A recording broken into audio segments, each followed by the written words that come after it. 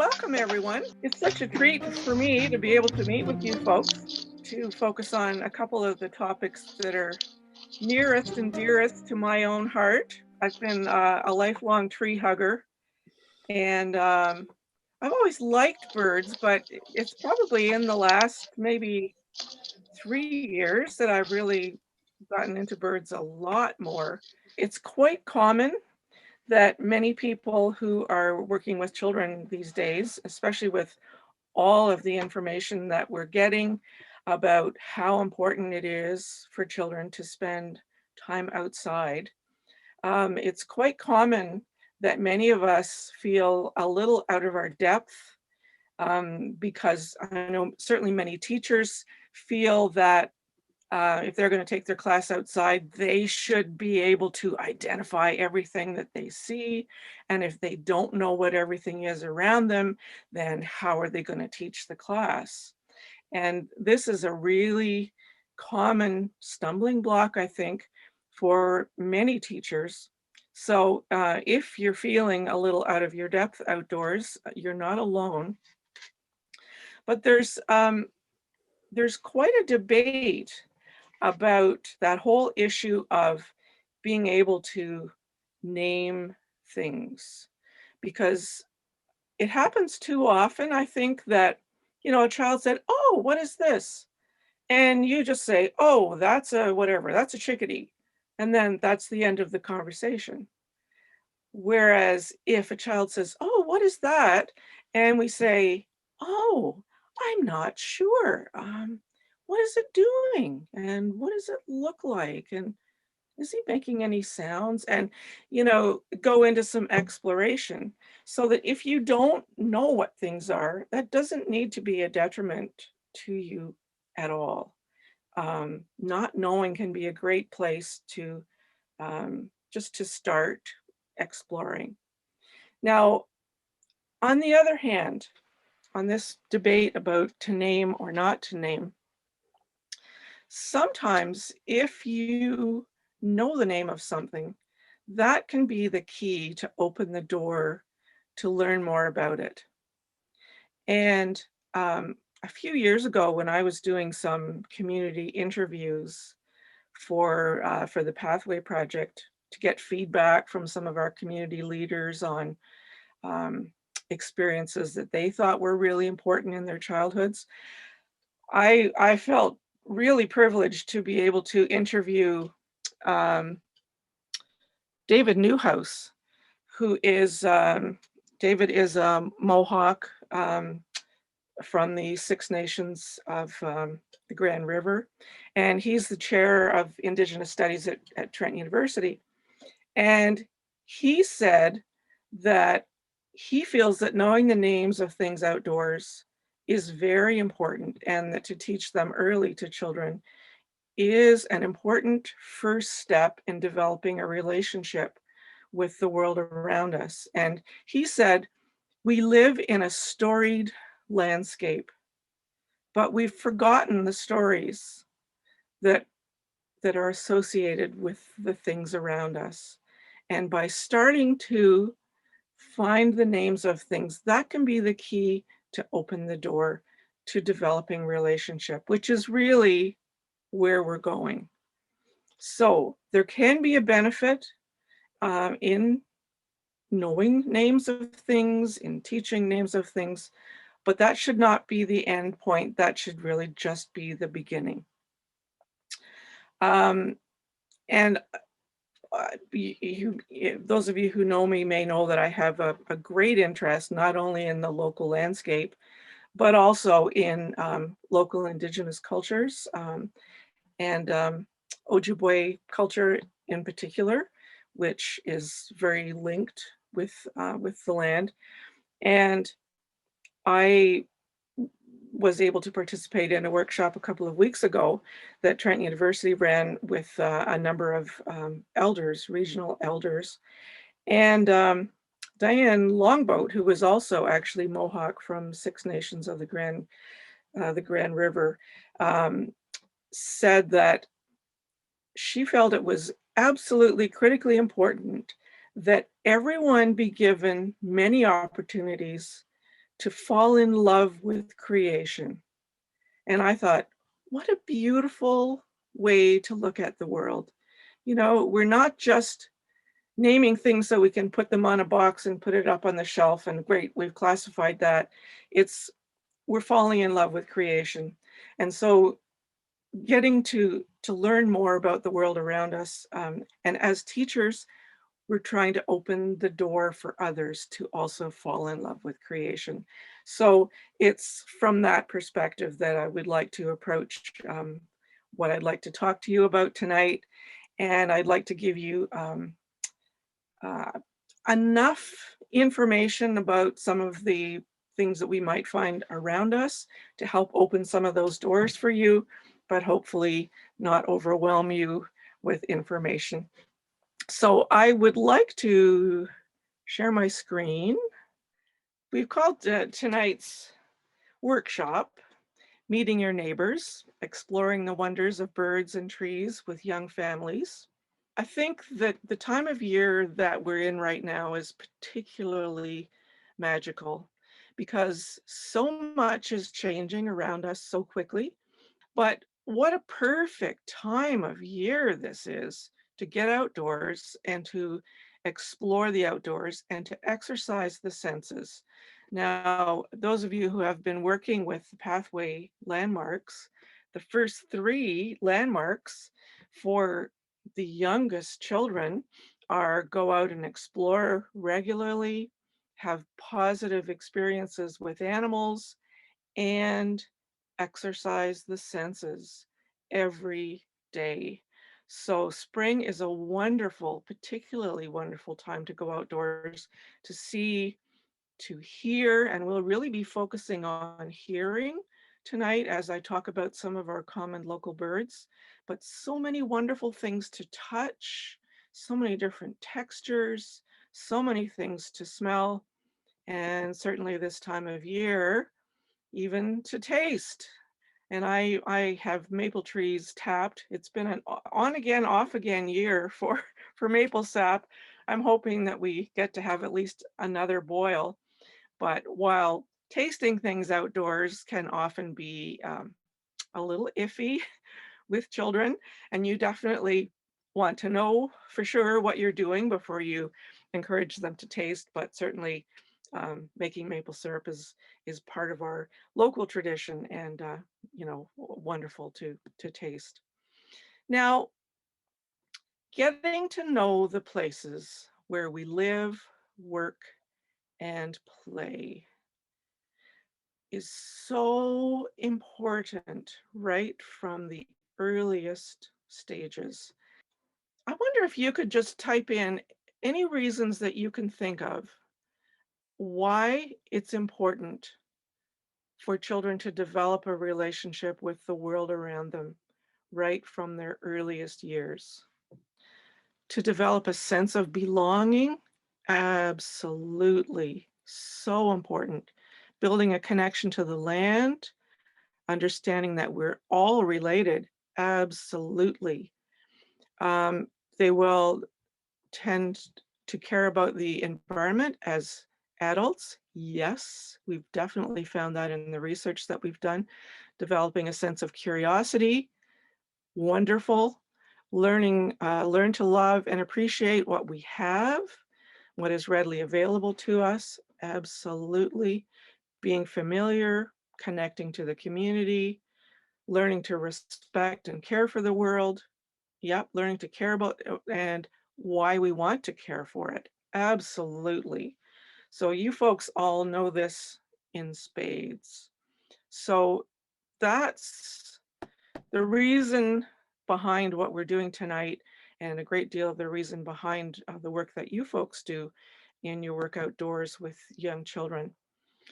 So I think that meeting local birds is a great place to start. Um, Birds can give you clues to where you are and what time of year it is. Now, these two little guys, um, these are birds that have not arrived yet, at least not where I live. These are neotropical migrants. They're on their way, and I'm expecting to see these guys in a couple of weeks. Um, these are rose-breasted grosbeaks, and that's the male on the right, and that's the female on the left. And sometimes having a bird feeder can be a great thing, I think, for especially for young children, because um, to see birds clearly from a distance is really challenging for young kids. Learning to use binoculars is really challenging. And my inclination would be to say, just don't worry about the binoculars with the birds. Have a feeder that's fairly close to where kids can maybe see them through the window, but otherwise really start to tune in to the sounds. And there are three main groups of birds, at least from the way I look at things. There are the birds that stay here all year. There are the birds who only visit during the warm months. They're flying up here from some place farther south, as far some of them fly from as far as South America, and they're here to breed, and then they're going to fly back again. And there are others that actually breed farther north than where we live, and so they just pass through in the spring or in the fall. And right now I'm marveling in some of those birds that don't stay here all summer. They're just passing through, and they're going to breed in the boreal forest, or some of them breed in the tundra.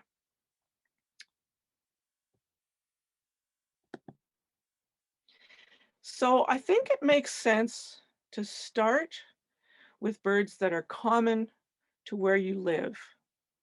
And this is such a great time of year to really start listening.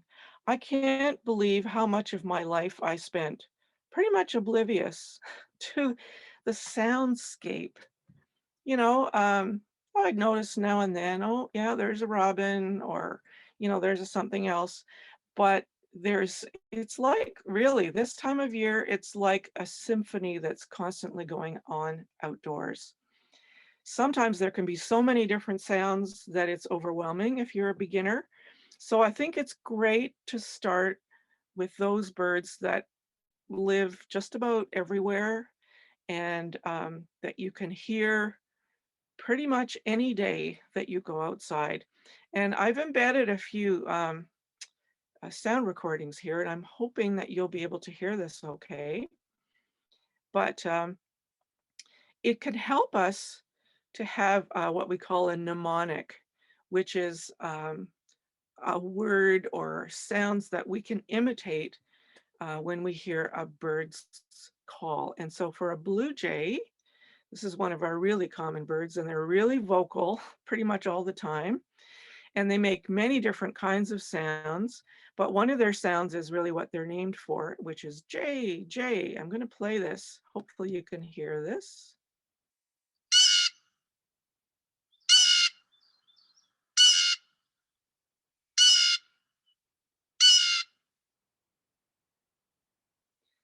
So as I said, there are many different kinds of vocalizations of blue jays, and actually blue jays can imitate a number of other birds, which can get confusing.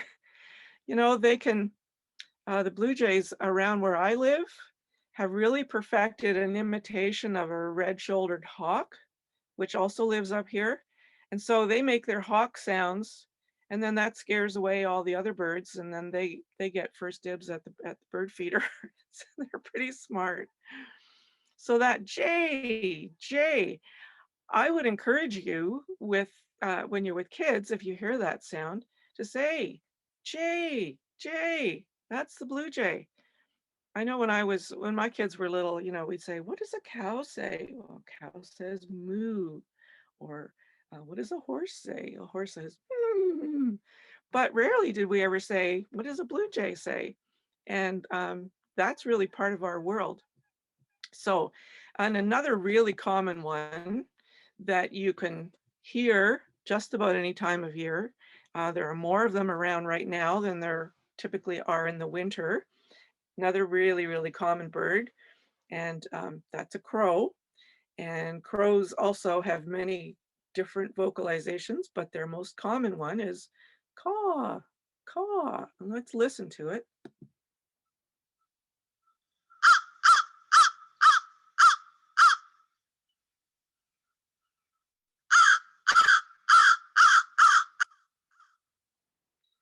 So it's kind of similar to the blue jay in that there's just the one repeating sound, but different pitch.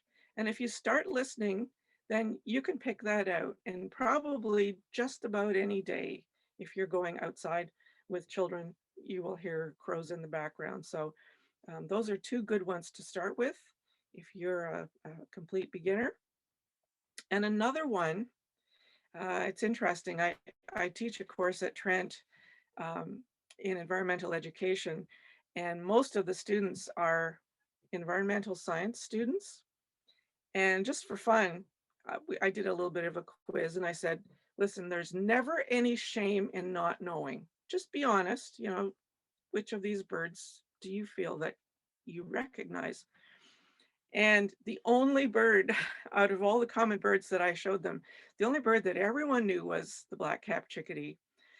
So I think that's one that it's such a lovely, friendly, cheerful bird. And again, they have a number of different vocalizations.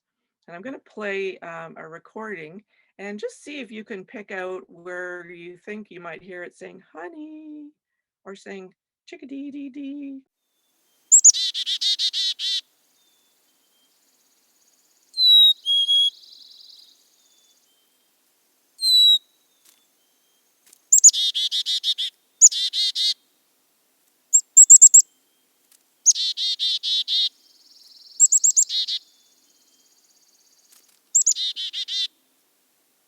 I have my cat here in the room with me.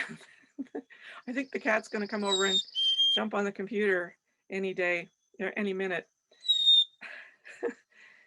So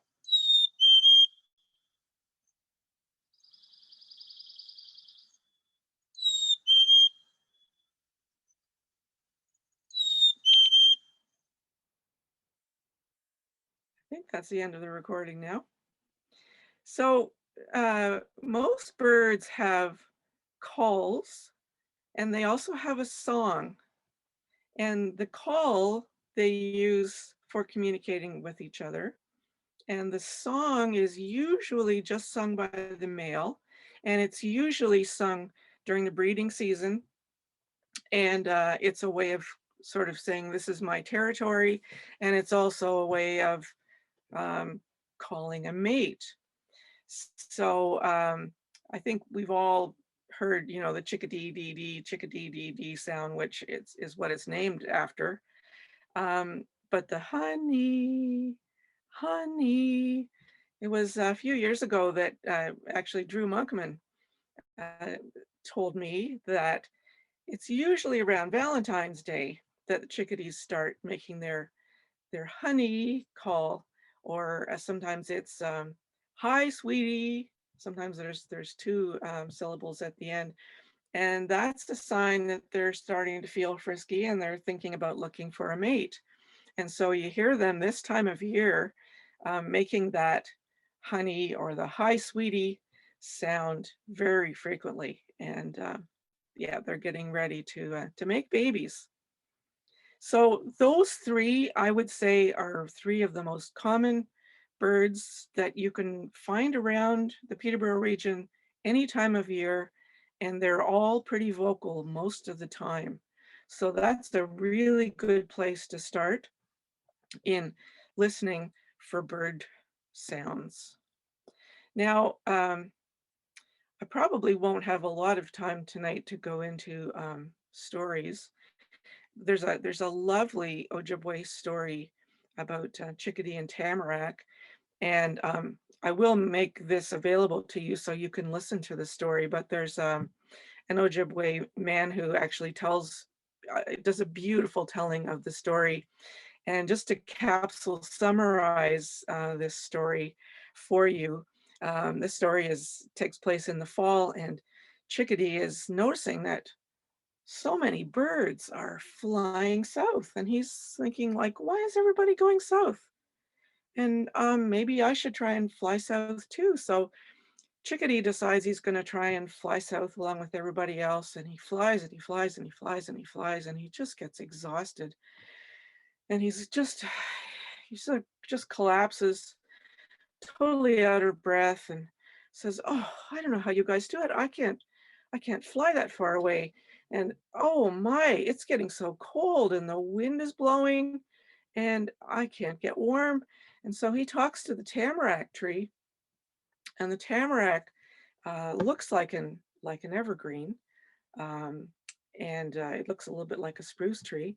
And he says to Tamarack, "Could you lower your branches down just to give me a little bit of shelter from the wind, because it's so cold and I just can't fly any farther?" And Tamarack says, "Well, why should I put my branches down for you? I have such a beautiful shape. I'm just so upright, and I'll look ugly if I lay my branches down onto the ground. So I'm sorry, I can't help you. I look beautiful the way I am." And so Chickadee tries to fly again, and just it's just too cold, and Chickadee just runs out of energy and collapses panting on the ground next to a spruce tree. And Chickadee says, "Oh, Spruce, would you lower down your branches to help protect me from the wind? It's just so cold and I just can't fly any farther." And Spruce says, "Oh, of course, my little friend. If I can help you out, I'd be glad to do that." So Spruce lowers down his branches so that they're almost touching the ground, and Chickadee scuttles underneath those branches and feels so much warmer. And actually, during many times in the winter, the chickadee would take refuge under the branches of the spruce tree, because there's just such wonderful protection and the wind can't get in.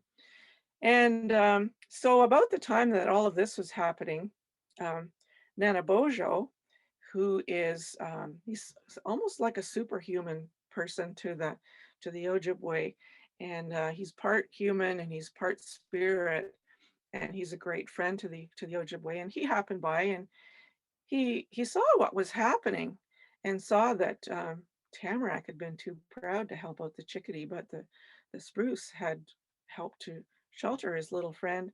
And so Nana Bojo said, "Well, we should never be too proud to help those who are who are smaller than us, and who need our help. And Tamarack, because you've been so proud and you would not help out Chickadee, every fall you're actually going to lose your needles that you're so proud of. They're going to turn yellow and they're going to fall off, and you're going to go to sleep for the winter, just to remind you that it's really important to help out those around you whenever you can." And so ever since, Tamarack has shed its needles every fall, as a reminder of how important it is to help those around us. And still to this day, spruce trees lower their branches right down to the ground, and very often their branches are touching the ground. So that's just a really a brief summary of what I think is a beautiful story. And I really encourage you to listen to it actually being told by an Ojibwe storyteller. And for those of you who aren't familiar with the book, That Chickadee Feeling, he talks about just the wonderful feeling that you get when a chickadee actually lands on your hand and eats out of your hand. So for those of you who are working repeatedly in the same spaces with children, it takes a while and quite a bit of patience to encourage the chickadees to come and eat seed out of your hand initially. But once you've won their trust, they'll be landing on you all the time. So it's kind of a fun thing to do. So I'd like to move on to some other common birds. Now, the northern cardinal is also very common in this area. Um, For a long time, they didn't come as far north as Peterborough, but I think they've been in Peterborough for a number of years now. And I have to tell you, this has been literally a red letter week for me, because I live northeast of Peterborough and I have never had a cardinal come and visit my bird feeders until a week ago. And I have a male cardinal now who's eating safflower seeds. That's one of their favorites. I got safflower seeds to try and encourage the cardinals to come. And I have a resident cardinal here now, and he's singing in the morning, and I'm hoping that he's going to stay and nest here. I guess he'll have to find himself a buddy. But here's a cardinal sound.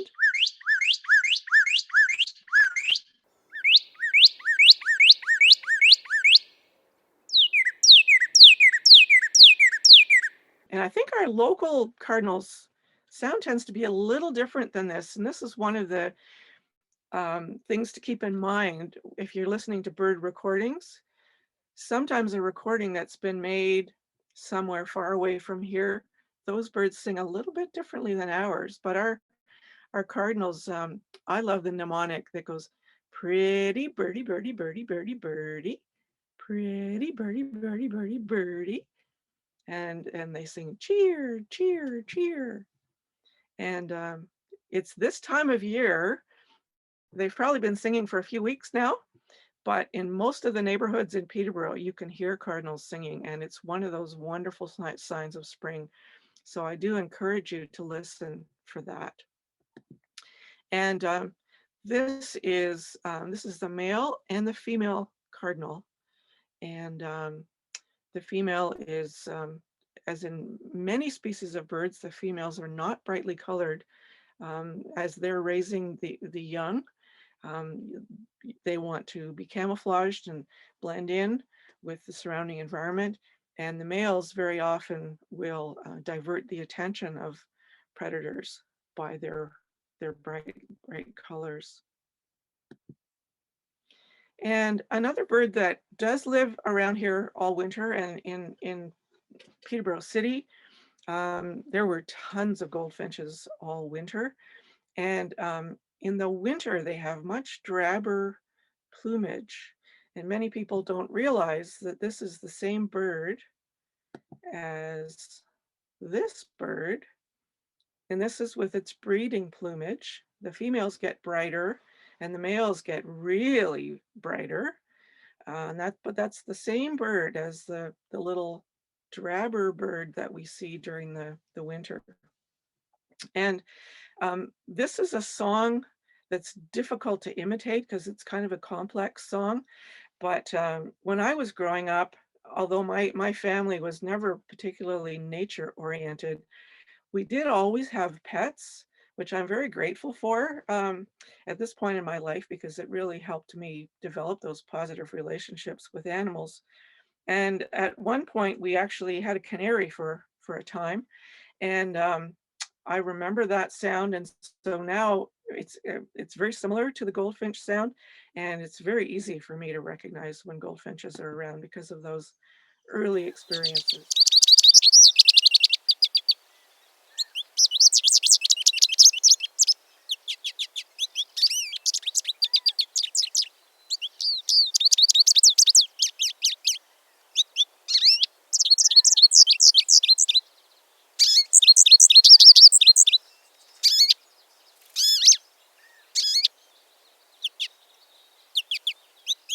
As I say, I don't think I could begin to imitate that one, but it's a beautiful song, and it's one that you will be hearing.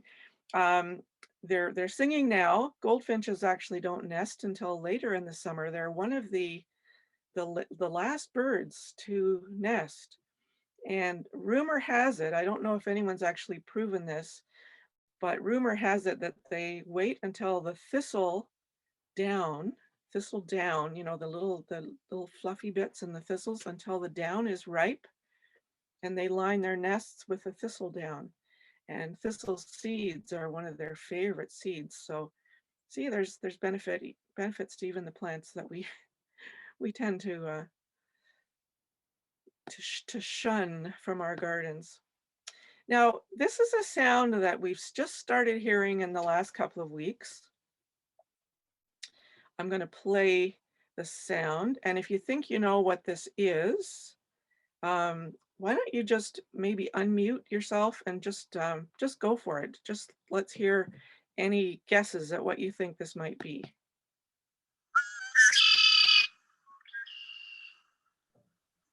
Is it the red-winged blackbird?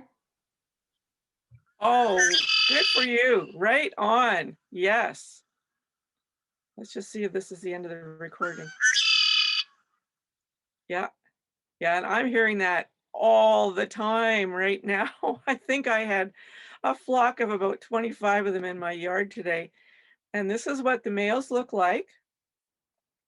And they don't always show their red epaulets.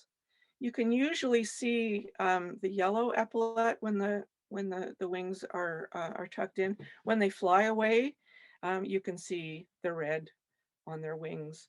And the females are brown, brown and beige. They look very unlike the males.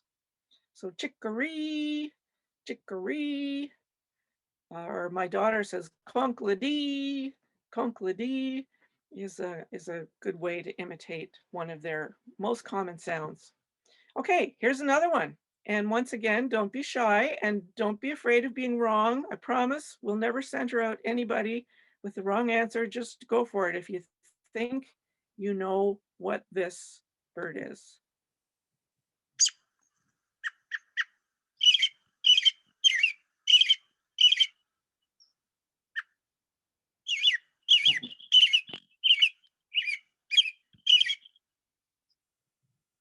Is it a robin?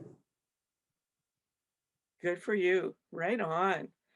So robins do have a beautiful song, and there are a few other birds that arrive a little later that have a song very similar to a robin, so it can get a little bit confusing.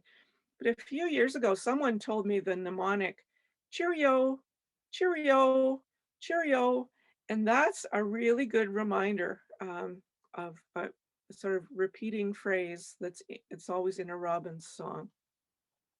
And certainly a very welcome sign of spring. Now, this is one that's maybe a little less common.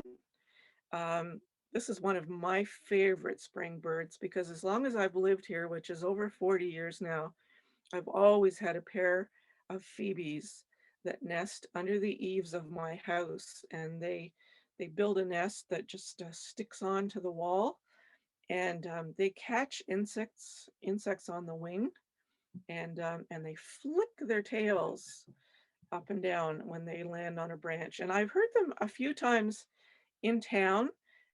They're one of those birds that they normally prefer wilder places, but they've adapted to find that the eaves under buildings is a great place to build a protected nest. And the sound that the Phoebes make, really, it sounds like they're saying their name over and over. Phoebe, Phoebe.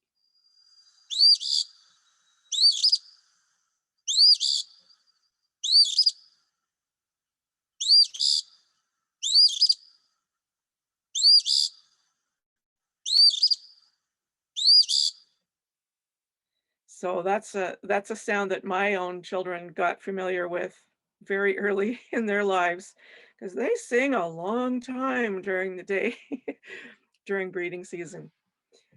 So now for those of you who are beginners, I have just a few more birds that I'd like to talk about, but you may already feel that you're at tilt, so don't feel like you need to try and remember all these sounds, and I will give you a recording of this that you can go back and check again later. But this one, now let's see.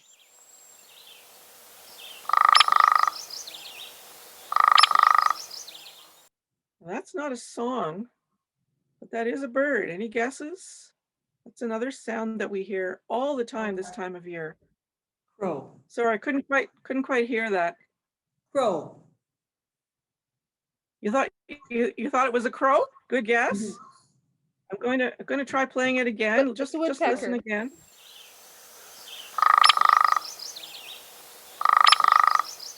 that particular sound is a woodpecker. It's a hairy woodpecker. They're really common around here. Actually, later in the summer, I heard that sound and I said to my daughter, "Oh, there's the woodpecker again." And she said, "Nope, that's a frog." It's like, really? There's a frog that makes a really similar sound. But this time of year, once again, they're feeling frisky. They're defining their territory. They're calling mates, and you do hear a lot of woodpecker drumming. So that's something else to listen for when you're outdoors this time of year. And the hairy woodpecker, the male has this little red spot in the back of his head. The female is very similar coloring, except she doesn't have the red spot. And there's a woodpecker that's just slightly smaller than a hairy woodpecker, but otherwise has exactly the same coloring. That's a downy woodpecker. So sometimes it's difficult to tell the two of them apart, but when they're drumming, the drumming sounds very similar. And soon there's another woodpecker that will be arriving that's called, it's a sapsucker, and they make a very similar drumming sound as well. So if you hear that sound, that really fast tapping, you think, how can you tap that fast?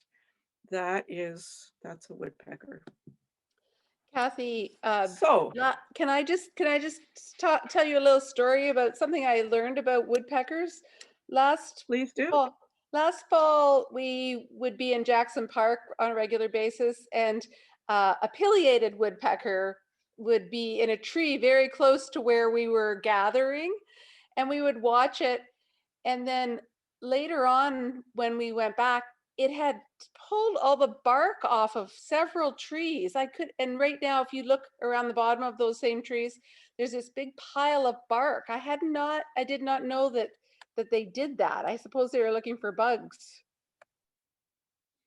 Yes, and usually when you see signs that pileated woodpeckers have been active, it is a sign that there are insects living in the tree. And so, I mean, they're not making holes or pulling bark off just to be destructive. They're looking for food. And it's interesting that the holes that pileated woodpeckers, now the pileated ones, they're the big ones with the big red crest. And they used to only live in old growth forests. And that's another bird that's adapted quite well to urban life. And often they will go after carpenter ants that are in telephone poles, and people freak out and they think, oh, they're destroying the telephone poles, but really it's the ants that are destroying the telephone poles, and the birds are just a sign that there's carpenter ants in the telephone poles. So kind of interesting. But now this is another one to listen for this time of year. I hear them all the time. And see if you can hear the mnemonic. Maids, maids, get your tea, kettle.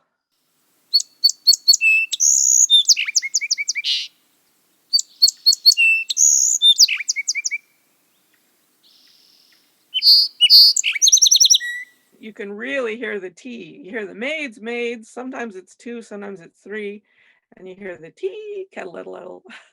So that's kind of a fun mnemonic as well. And this is another one that I haven't heard yet, but they should be coming shortly. And it sounds like it's saying, "Oh, sweet Canada."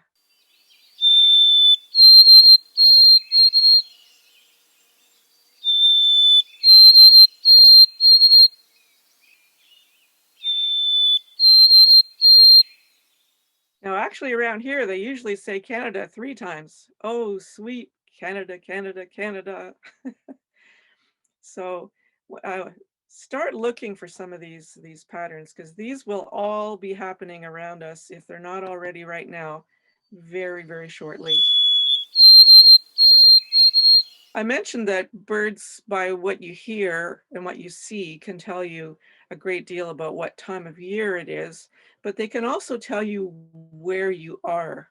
And I'm going to put this one in just because this is one of my very favorite birds, and they live in the forest. The wood thrush sounds to me like someone playing a flute in the forest. It's got to be one of the most beautiful of all bird songs.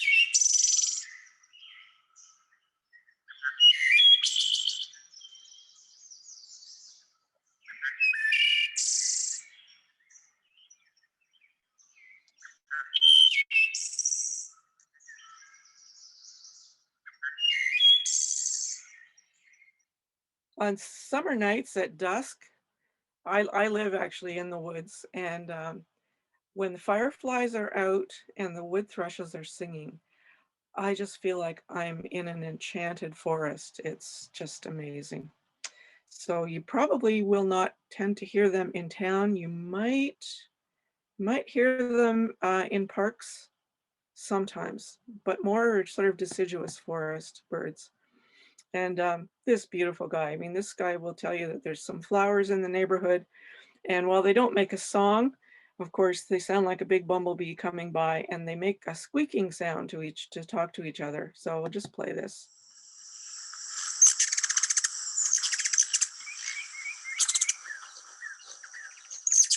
They don't exclusively eat nectar. They also eat small insects. So it can be small soft-bodied insects. So they can actually be great to have in the garden to help with some natural pest control. And they're one of my most favorite birds. I have hummingbirds all the time around where I live. And if you can ever find a hummingbird nest, it is one of nature's wonders. They're so tiny, and they're made with spider webs and lichens all stuck together, and they look just like a knot on a tree branch. They are so tiny. And years ago, when I worked at the ecology park, we had hummingbirds that would nest every year. And if you didn't know where the nest was, it would be really hard to find. Even where we did know where it was, we'd have to wait for the mom to fly in and land to be able to find the nest. Just amazing. And I know usually I have two babies, and as the babies start to get a bit bigger, um, they don't fit in the nest very well, and they have to stick their beaks out. And I remember one day arriving at the park and thinking, oh no, someone's put twigs in the hummingbird nest. It was just the beaks of the little guys, but just absolutely miraculous. And if you happen to be wearing red or a bright color, sometimes they'll come right up to you. So let's see, how are we doing for time here? Well, I'll go through these quickly. We won't spend a lot of time on these, but if you happen to see a bright orange flash, this is a sign that there's big trees around. Baltimore Orioles love to nest in big trees, and they're just the most brilliant color of orange. I also have a very variable song, but there's the quality of their song that will attract your attention to the fact that they're there.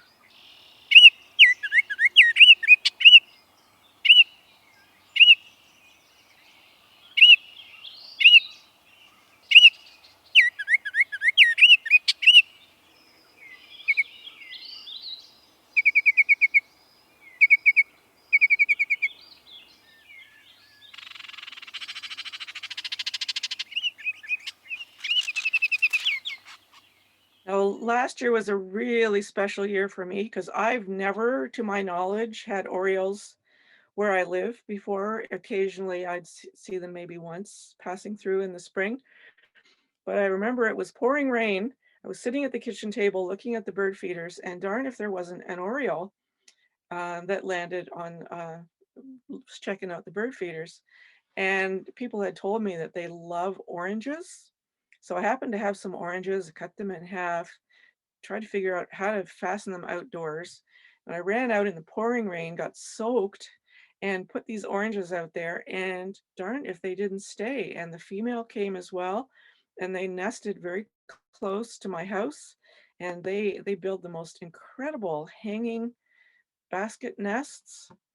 And so I had them here all summer last year, and I'm just hoping that they come back again this year. And one more bird, and this is a bird that's a sign that you're around a wetland. The common yellow throat makes the sound, the mnemonic is witchety, witchety, witchety. And this recording sounds a little bit different than our local guys, but I'll play it for you.